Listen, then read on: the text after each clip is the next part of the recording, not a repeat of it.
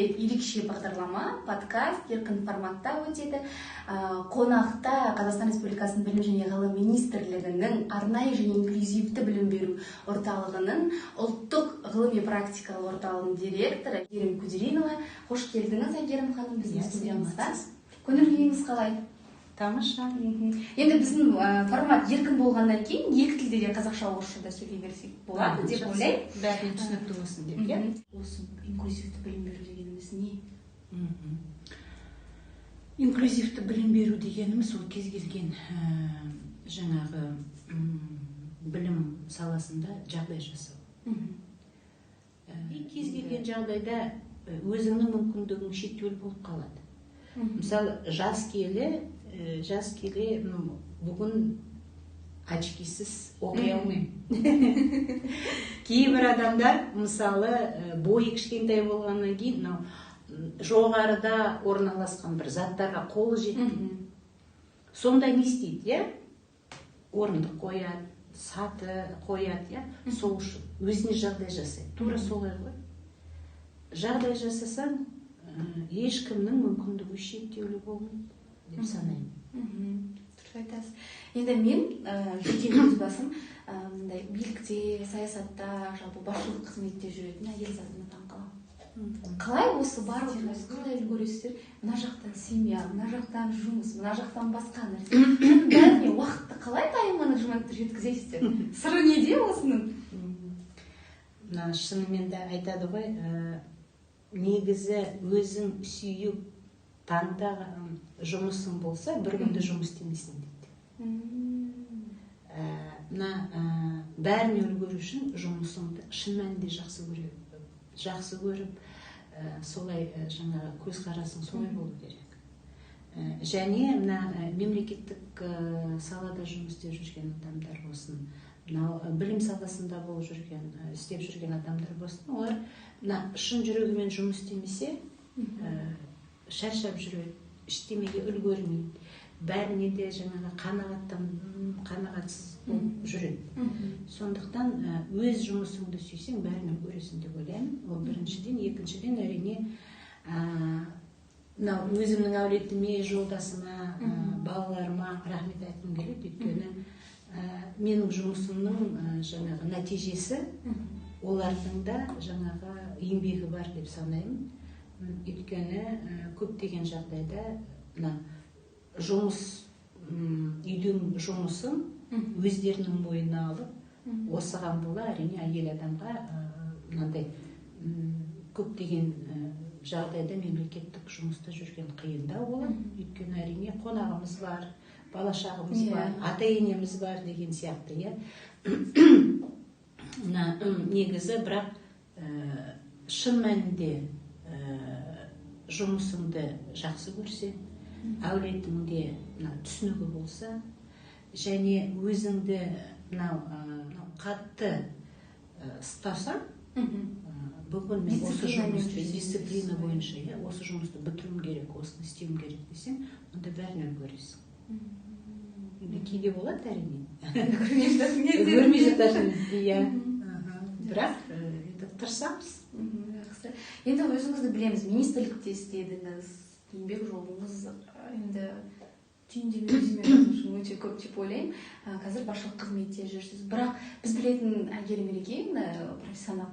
Бірақ біз білмейтін Әйгерім Мерекеевна үйде қандай анасыз, қандай әжесіз, қандай бос уақытыңызда енді немен айналысасыз? Өзіңізді қалай дамытасыз? Үйде мен өте қаталмын, балаларыма қаталмын. Кейде балаларым солай деп айтады.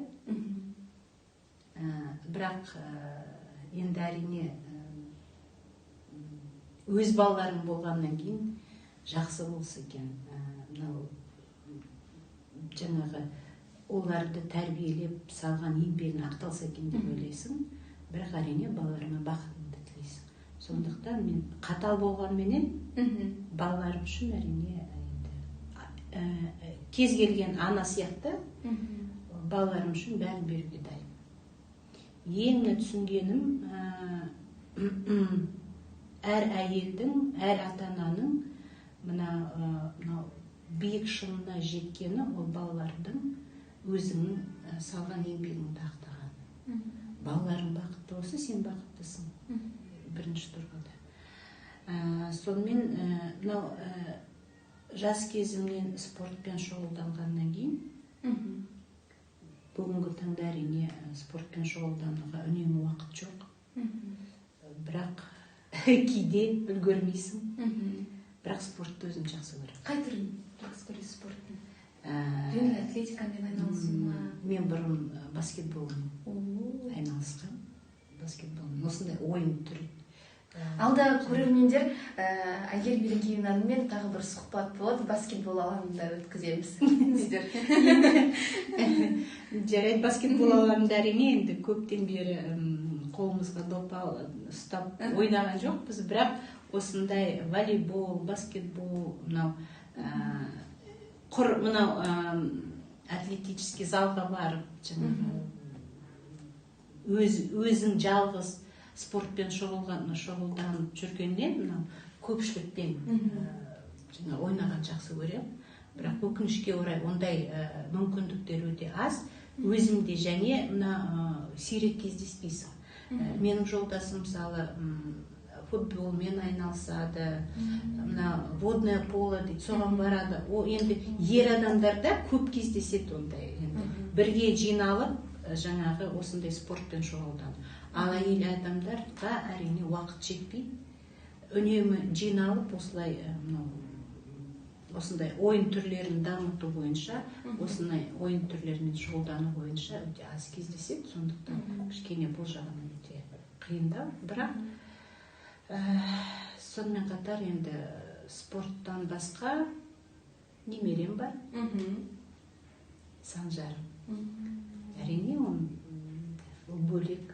Бұрын жаңағы әжелер, аталар немереге басқа көз қараспен жаңағы қарайды дегенді ойлайды. Біз қалай өз балаңнан кімді артық сүйуге болады деп ойлағанбыз. Енді шынымен де немерем болғаннан кейін оған шыдамың да, көз қарасың да басқаша екен. Жақсы. Енді бала кездегі Айгерім нені армандады? Бүгінгі Айгерім Берекеевнаның арманы қаншалықты орындалды? Енді бала кезімізде арманымыз көп болды ғой. Арманымыз көп болды, бірақ негізі арманым орындалды деп ойлаймын. Ол біріншіден жаңағы өзімнің әулетім, өзімнің жолдасым, балаларым. Қыз кезімізде, бала кезімізде жолдасың жақсы болса екен, жақсы адам кездесе екен деп армандайды. Қыз бала жоқ, осы арманым орындалды деп ойлаймын. Екіншіден, профессионалды тұрғыда әрине осындай республика көлемінде сұрақтармен айналысам деп ойлаған жоқпын, бірақ бала кезімде өзім сүйетін жаңағы жұмыспен айналсам ба деп өзім сондай армандайтынмын. Кейде болады ғой, жұмыс табылмай, өзім жаңағы ең басында жоғары оқу орнын бітіріп, жұмыс істегенімде Қарағанды қаласында барып, әр мектепті аралаған. Еш мектепке тұра алмай, бір жаз бойы жүрдім. Содан кейін барып, енді бір таныстарым кездесіп, мына мектепте орын бар дегеннен кейін барып. Жаңағы, мен кетіп барам, менің орныма кел дегеннен кейін барып, орналастым. Әрине, өзің сүйген жұмысты табу қиын бүгін. Бірақ армандасам, арманы орындалады деп ойлаймын. Күнде сонда қайтпай, күнде бірнеше мектепті, бірнеше балабақшаны барып, жаңағы жұмыс бар ма деп сұраймын, өзім аралап. Содан кейін қарап отырамын, қай жерде тағы, қай мектепке барған жоқпын деп. Солай аралап жүргеннің нәтижесінде шын мәнінде осы өзім сүйетін жұмысқа келіп, міне бүгінгі таңда осындай нәтижеге жетіп отырмыз. әрине бұның бәрі маңдай термен келеді ғой, енді сатылап барып көтерілдіңіз ғой. Енді Айгерім Мерекені бақытты әйелсіз болу үшін қандай қадамдардан ең бірінші бастау керек? Осы тұрғыда әйел заты қандай болу керек жалпы? Енді әрине біз біліп туған жоқпыз ғой. Мына өзімнің бүгінгі опытым деп айтсам болады, өзімнің жеке. 90-шы жылдары ең қиындық көрдік. Сонда біз жұмысқа тұрған кезде жалақының көлемін сұрамайтынбыз. Жұмыс болса болды, кірсем болса болды. Осы жерде жұмыс деп еңбегім сынып, жаңағы өзім бір нәрсе үйренсем бе деп, сол кезде бізде бәрімізде осындай көзқарас қалыптасқан. Бірақ мен жаңа айтып отырмын, 90-шы жылдар өте қиын жылдар болды. Жолдасым да жұмыссыз жүрген, бір тиынсыз үйде отырған кездеріміз де болды. Сонда білгенім, мына әйел адам өзі бақытты болу үшін, семьясы бақытты болу үшін, мына біреуден жолдасына жұмыс істеп маған ақша табу керек, мені жаңағы жағдайымды жасау керек, немесе ата-ана, немесе ата-енем, немесе үкімет деп отырсам, ештеме болмайды. Сол кезде өзімнің, мен жаңағы балалар туғаннан кейін үйде отырдым, бір 5 жылдай, сол кезде қиыншылықтарды көрдім, сонда өзім және менің туған анам өзі айтты. Отыра берсем, еш нәрсе шықпайды. Жаңағы балаларды балабақшаға берді, жұмысқа шық. И өзім ойладым, өзімді қолға алып, өзім жұмыс демесем, ешкімнен еш нәрсені күтуге болмайды. Өзің жұмыс істеуің керексің. Жұмыс дегенде өзіңді дамытып, бір жерде жаңағы өзің профессионал болсаң, бәрі өзімен өзі келеді. Ал былай, мені мына жерде ешкім түсінбей жатыр, мені жоғарылатпай жатыр деген емес. Ешбір таныссыздық, шынымен де өз еңбегімізбен жұмыс істедік сол кезде. Бұрын бастық боласың деген кезде, мына бөлімнің бастығы боласың деген кезде, Жошина Молда Киргизбаевна, ол кісіні әлі де өзімнің шынайы мұғалімім деп санаймын, мемлекеттік жаңағы жұмысында. Ол кісі мына тәрбие бөлімнің басшысы боласың деген кезде, болмайын деп қашқанбыз бәріміз.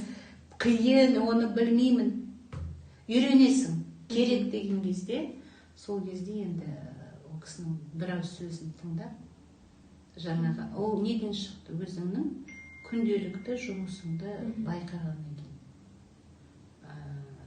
Мынау өз-өзіңді күнде шынайы өз жұмысыңды жақсы істесең, оның жаңа жақсылықтың бәрі оралады өзіңе. Өзімнің негізгі жұмыста көрген нәтижем. Әрине қаншама жұмыс жинаған тәжірибе, одан сөзсіз енді ақыл, кеңес те сұрауға болады, одан бағдар да бере аласыз, жұмыс жасау керек дейсіздер ғой. Енді бүгін сұхбатқа келіп, ашық ой пікіріңізбен бөліскеніңіз үшін рахмет. Бұл сұхбатта біз сіздің жұмыс тәжірибеңізді де айттық, жеке өміріңізге де тоқталдық, бос уақытыңызда не істейсіз, оны да айттық. Тек қана сізге шығармашылық табыстар тілеймін, алда да жетістіктеріңіз көп болсын.